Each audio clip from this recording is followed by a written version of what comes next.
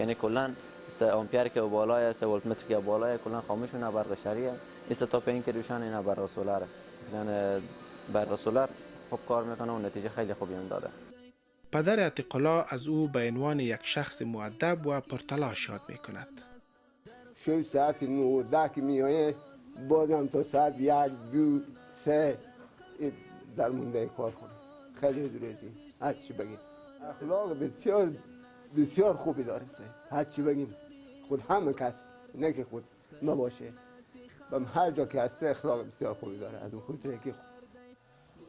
به غیر از دستگاه هایبرید یا برق شهری، عتیق‌الله چندین دستگاه دیگر هم ساخته است که یکی از آن دستگاه‌ها دستگاه تجزیه آب است که بالای این دستگاه بیش از 2000 افغانی مصرف کرده است. یک دستگاه تجزیه آب که به نمایشگاه قبلی ما به کابل برده بودیم